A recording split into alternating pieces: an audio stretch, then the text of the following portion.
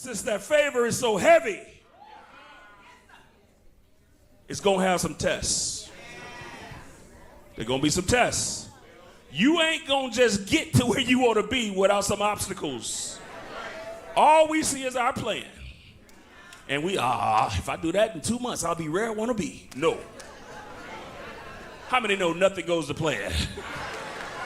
You're supposed to make a plan, but don't nothing go to plan. Because it's gonna be, every dream is gonna have some tests. So here are the tests in the text. They hated Joseph because he was favored. They hated him because of his coat. Now they hate him even more because of his dreams. So in verse 18 of the text, it says, and when they saw him afar off, even before he got close to him, they had a meeting. Anybody know about them secret meetings? All you did was walk in the room. As soon as they saw you walk in the room, come here, Najee, let me talk to you real quick. Let me talk to you. Talk to you about Stephen real quick. They had a meeting. Verse 19 of the text says, they said, behold, this dreamer cometh. First of all, Joseph ain't had but 2 dreams, y'all. I checked the text. The Bible don't record but 2 dreams Joseph had, but they done already labeled him. So they first meet about you, then they label you.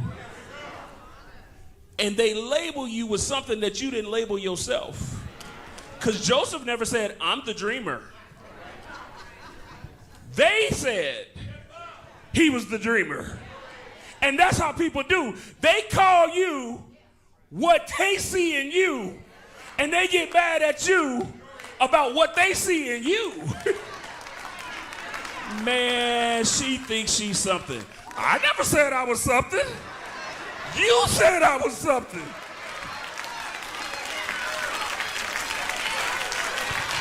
She thinks she's shutting it down. I didn't say I was shutting it down. You said I was shutting it down.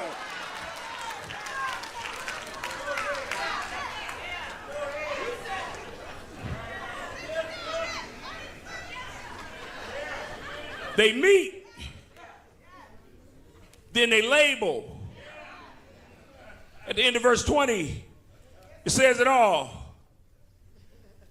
They said at the end, put verse 20 on the screen one more time. I want everybody to see verse 20. At the very end of verse 20, when we do all this to Joseph, now we'll see what becomes of his dreams.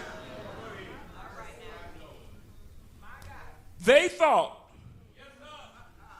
that what they were planning was going to kill his dreams.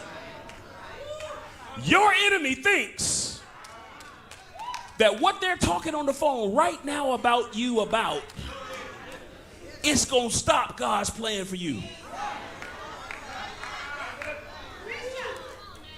Right after church, somebody finna go to brunch. Let me talk to you about Jewel real quick. And they think, don't scan the audience, Jewel. Don't scan the audience. Doc, get it, Doc.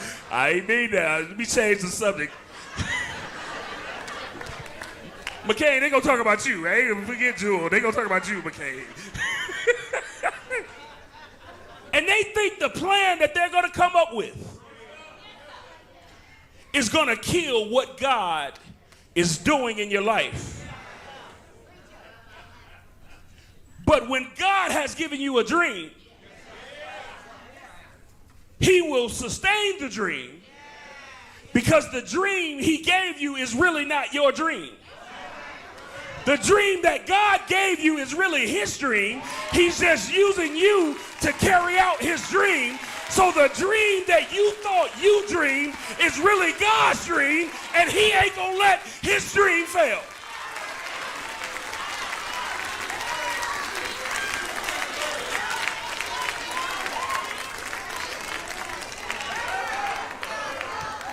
He ain't gonna let his dream fail.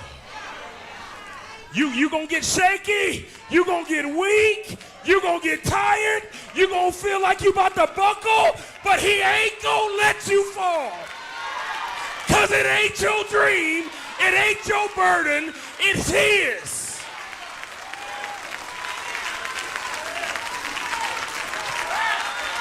He ain't gonna let you fall.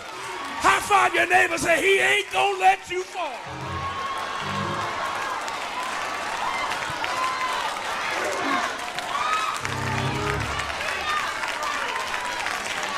He ain't gonna let you fall. Come on, say it 3 times. He ain't gonna let me fall. He ain't gonna let me fall. He ain't gonna let me fall.